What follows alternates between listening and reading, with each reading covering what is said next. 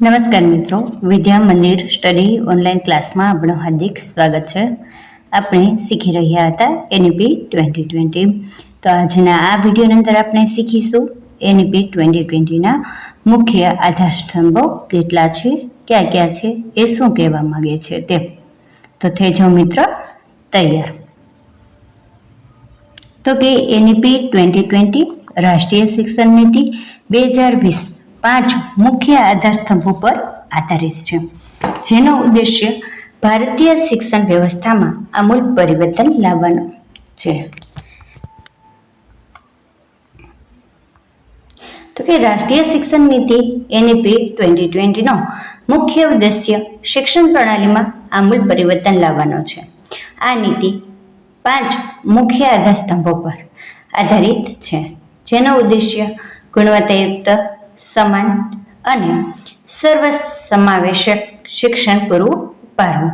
અહીંયા 3 શબ્દ, ખાસ તો ગુણવત્તાયુક્ત, એને કે કેવું તો કે સારી ક્વોલિટીનું શિક્ષણ આપવું. પછી સમાન, બધાને સરખું શિક્ષણ, અને સર્વસમાવેશ, તો એને કેવું કે અહીંયા દિવ્યાંગ બાળકને પણ તો કે આ એક જ શાળાની અંદર બધા બાળકો જોડે ભણી શકે એના માટે એને સમાવેશ શિક્ષણ પૂરું પાડવામાં આવશે. અહીંયા આપણે દરેક સ્તંભનો અભ્યાસ કરીએ. એનઈપી 2020ના આધાર સ્તંભો. તો સૌથી પહેલું છે સૌની પહોંચ, એને કે એક્સેસ. અહીંયા મિત્રો ખાસ તો આપણી કેળવણી નિરીક્ષકની એક્ઝામ 2026માં લેવાની, તેમાં પ્રશ્ન પૂછાયેલો હતો કે એનઈપી 2020ના મુખ્ય આધારસ્તંભો કેટલા હતા. તો એની અંદર ઇંગ્લિશમાં આપેલા હતા. તો આપણે મિત્રો જ્યારે તમે જુઓ આ વિડીયો જુઓ ત્યારે નોટ કરતા જજો ઇંગ્લિશ સાથે ગુજરાતી, એટલે તમને પણ ખ્યાલ આવે કે આ ક્વેશ્ચન કઈ રીતે પૂછાયેલો તેમ. હવે બીજો સ્તંભ છે તો કે 2 સમાનતા, ઇક્વિટી.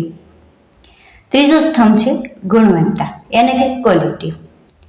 ચોથો સ્તંભ છે જવાબદારી, એને કે એકાઉન્ટેબિલિટી. અને 5મો સ્તંભ છે સંબંધિતતા, એને કે અફોર્ડેબિલિટી. હવે આપણે આ 5 સ્તંભનો અભ્યાસ કરીએ. તો કે સૌથી પહેલો છે પહોંચ, એને કે એક્સેસ.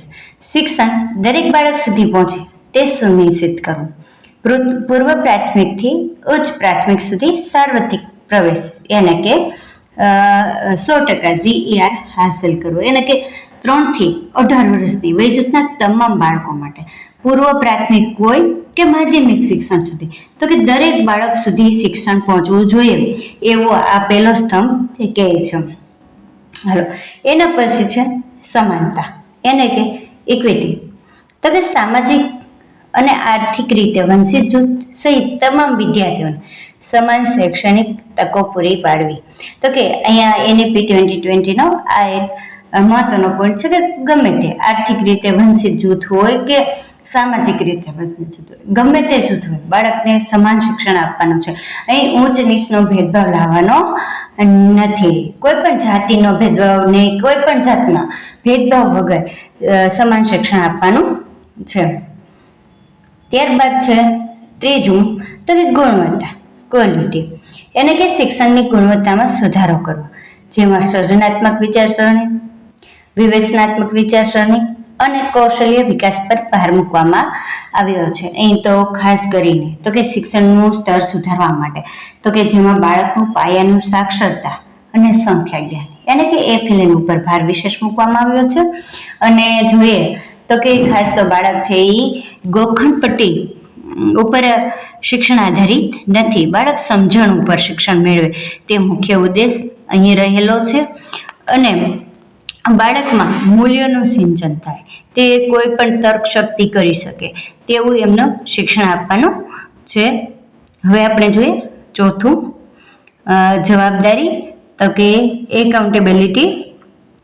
તો કે શિક્ષણ પ્રણાલીમાં પારદર્શકતા હોવી જોઈએ અને જવાબદારી લાવવી, જેથી શૈક્ષણિક પરિણામોમાં સુધારો થઈ શકે. ત્યારબાદ 5મો સ્તંભ છે તો કે સંબંધિતતા, તો કે એફોર્ડેબિલિટી. તો કે શિક્ષણની વ્યાજબી પરવડે તેવું અને જીવનને ઉપયોગી બનાવવું, જેથી તે વિદ્યાર્થીઓના સર્વાંગી વિકાસમાં મદદરૂપ થાય છે. તો કે અહીંયા શું કહે છે કે બાળકનું શિક્ષણ કેવું હોવું જોઈએ, તો કે સર્વાંગી વિકાસ કરે એવું, નહીં કે માત્ર પાઠ્યપુસ્તક લક્ષી જ જ્ઞાન હોવું જોઈએ. તેમને સાથે સાથે વ્યવસાયિક શિક્ષણ પણ હોવું જોઈએ. અને આપણે આમાં વાત પણ કરેલી છે કે બાળક 6ઠ્ઠા ધોરણમાં આવશે ત્યારથી તેમને વ્યવસાયિક શિક્ષણ આપવામાં આવશે અને કે એને ઇન્ટર્નશીપ ગોઠવવામાં આવશે. આમાં આપણે કુલ કેટલા, તો કે 5 સ્તંભો વિશે માહિતી મેળવી છે અને આ 5 સ્તંભો ઉપર આપણી રાષ્ટ્રીય શિક્ષણ નીતિ આધાર રાખે છે. જો મિત્રો આપણને આવા અવનવા જ વિડીયો મેળવતા રહેવા હોય તો અમારી ચેનલને લાઈક કરો, શેર કરો, સબસ્ક્રાઈબ કરો, જેથી કરીને તમને આવા અવનવા વિડીયો મળતા રહે. અસ્તુ.